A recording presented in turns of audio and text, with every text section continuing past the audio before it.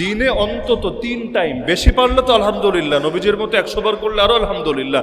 তো 3টা টাইম অন্তত তওবা করবেনই করবেন। আর তওবা মানে খালি আস্তাগফিরুল্লাহ বলা না, তওবা মানে অন্তরে লজ্জিত হওয়া, যে পাপ করেছেন এ ব্যাপারে লজ্জিত হওয়া, আর আল্লাহকে বলা, আল্লাহ যা হয়েছে ভুল হয়েছে, আগামীতে আর হবে না ইনশাআল্লাহ। বাস এই 3 জিনিসের নাম তওবা। 1 নম্বরে লজ্জিত হওয়া, 2 নম্বরে অতীতে যেটা করেছেন আপনি এটার ব্যাপারে আল্লাহর কাছে ক্ষমা প্রার্থনা করা, আর আগামীতে করবেন না এ ব্যাপারে আল্লাহ রাব্বুল আলামিনের সঙ্গে প্রতিজ্ঞাবদ্ধ হওয়া আর তার সাহায্য চাওয়া। বাস এটার নামই তওবা। এখন মুখ দিয়ে যদি কেউ আস্তাগফিরুল্লাহ বলতে নাও পারে, তবুও তওবা আটকে থাকবে না। যেমন কেউ যদি বোবা হয়, সে তো আস্তাগফিরুল্লাহ বলতে পারবে না, তার কি তওবার দরজা বন্ধ? না, তওবার দরজা বন্ধ না, বরঞ্চ সে যদি অন্তরে লজ্জিত হয়, অতীতে যেটা করেছে এটার ব্যাপারে মনে মনে ক্ষমা প্রার্থী হয়, আর আগামীতে করবে না এ ব্যাপারে আল্লাহর কাছে সাহায্য কামনা করে, ইনশাআল্লাহ এটাই তার তওবা বলে বিবেচিত হবে। তো দিনে অন্তত কয়টা টাইম তওবা করবেন?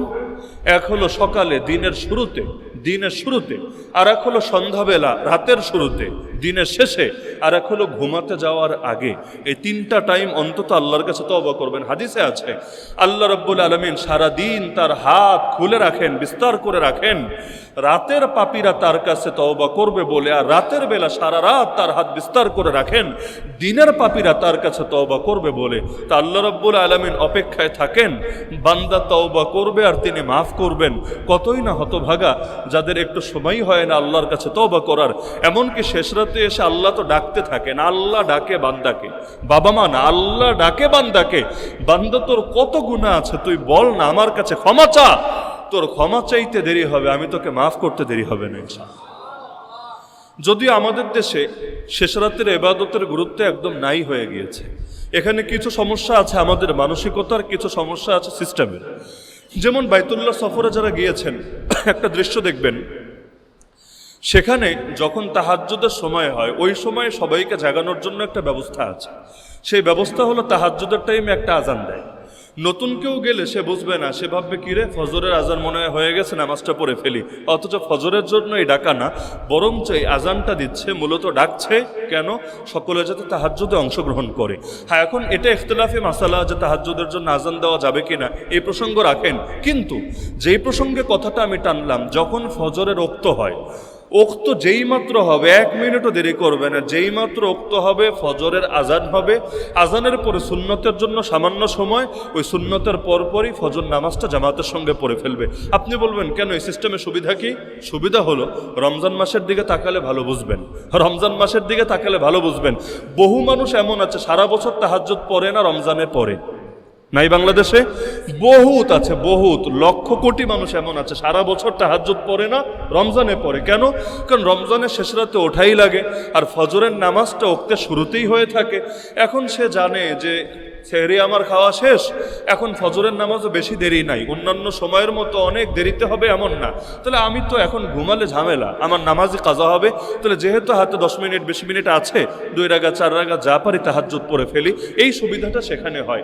ফজরের নামাজ পড়ার মানসিকতা অন্তত কাবায় গেলে, আল্লাহর ঘরে গেলে সবার ভেতরেই থাকে। এখন চিন্তা করে যেহেতু ওক্তের পরপরই নামাজ, ওক্ত হতে দেরি, সঙ্গে সঙ্গে আজান, এর 2-4 মিনিটের মধ্যেই জামাত শুরু হয়ে যাবে, একদমই সময় থাকে না।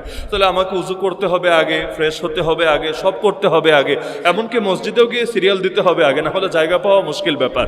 তো এখন সবই যখন আগে হয়ে যায়, সে চিন্তা করে আর ওক্ত আসতে 10 মিনিট বাকি, 15 মিনিট বাকি, 5 মিনিট বাকি, 20 মিনিট বাকি, তাহলে 2 রাকাত তাহাজ্জুদ পড়ি, 4 রাকাত পড়ি, 6 রাকাত পড়ি, 8 রাকাত পড়ি।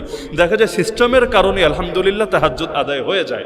আর আমাদের দেশে ফজরের নামাজ হয় একদম লাস্ট টাইমে, একদম শেষ টাইমে, যার কারণে এখানে তাহাজ্জুদ পড়াটা একটু জটিল হয়ে যায়। কারণ যারা তাহাজ্জুদ পড়ে সে চিন্তা করবে তাহাজ্জুদ পড়ে যদি আবার ঘুমাই, যেহেতু 1 ঘন্টা মিনিমাম হাতে থাকবে, যদি ঘুমাই আমার তো ফজরই কাজা হয়ে যেতে পারে।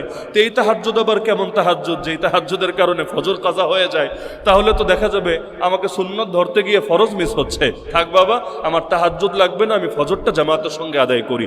এজন্য ফজরটা পিছানোর কারণে, রমজানে ফজর আগানোর কারণে তাহাজ্জুদ আদায়কারীর সংখ্যা বেড়ে যায়। আর আমাদের এই সময় ফজরটা পেছানোর কারণে তাহাজ্জুদের সংখ্যা, তাহাজ্জুদ আদায়কারীর সংখ্যা কমে যায়। হ্যাঁ, এখন কেউ বলবেন হানাফি মাযহাবে তো বলা হয়েছে ফজরের নামাজটা একটু আলো হওয়ার পরে পড়া উত্তম। একটু আলো মানে সূর্যোদয় না, সূর্যোদয় হলে তো আর রক্তই থাকবে না। অর্থাৎ যখন আসমানটা ফজরের রক্ত আছে কিন্তু শুরুতে তো একটু অন্ধকার অন্ধকার থাকে, যত সময় যায় একটু আলো আলো হয়। তো হানাফি মাযহাব অনুসারে তো একটু আলো আলো হলে নামাজ পড়াটা উত্তম। তাহলে আপনি যেটা বললেন এখানে তো হানাফি মাযহাব রক্ষা হচ্ছে না, এখানে তো আলো আলো হওয়ার আগেই নামাজ শেষ হচ্ছে। এটার সমাধান একদমই সিম্পল। কিভাবে?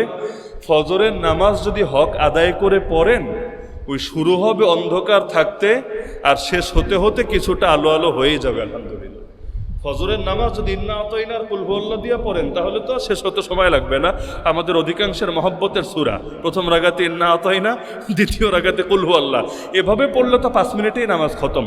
কিন্তু আপনি যদি ধরেন প্রথম রাগাতে সূরা ইয়াসিন পড়লেন, দ্বিতীয় রাগাতে সূরা আর রহমান পড়লেন, অথবা আপনি প্রথম রাগাতে একটু লম্বা সূরা পড়লেন, দ্বিতীয় রাগাতেও এর কাছাকাছি মানে সূরা পড়লেন, দেখবেন আপনার নামাজ শেষ হতে হতে আর দোয়া দুরূদ পড়তে পড়তে মোটামুটি কিছুটা আলোর মতো হয়েছে। এজন্য আমার নবীর আমল ছিল এটা, তিনি ফজর পরেই সঙ্গে সঙ্গে ঘুমাতে যেতেন না, বরঞ্চ ফজর পরে সেখানে জিকির আজকার করতেন। সাহাবীরা স্বপ্ন দেখলে স্বপ্নের ব্যাখ্যা করতেন। যখন সূর্য উঠত এরপরে একবারে ইশরাকের নামাজ পড়ে বাড়িতে ফিরতেন।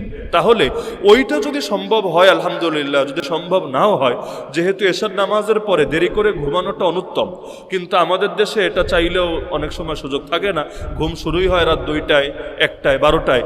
তো যার কারণে যদি ফজরের পরে শরীর নাও কোলায়, নিঃসন্দেহে তাহাজ্জুদের নামাজ মিস করা এবং সারা বছর জুড়ে মিস করতে থাকা, এটা একজন মুমিনের শান কিছুতেই হতে পারে না। এমন হতে পারে কোনোদিন কাজ বেশি হয়েছে, শরীর টায়ার্ড, একদিন মিস হয়েছে, 2 দিন মিস হয়েছে, কিন্তু বছরে একদিনও তার তৌফিক হয় না। এর চাইতে বড় লজ্জার বিষয় কিছু হতে পারে না।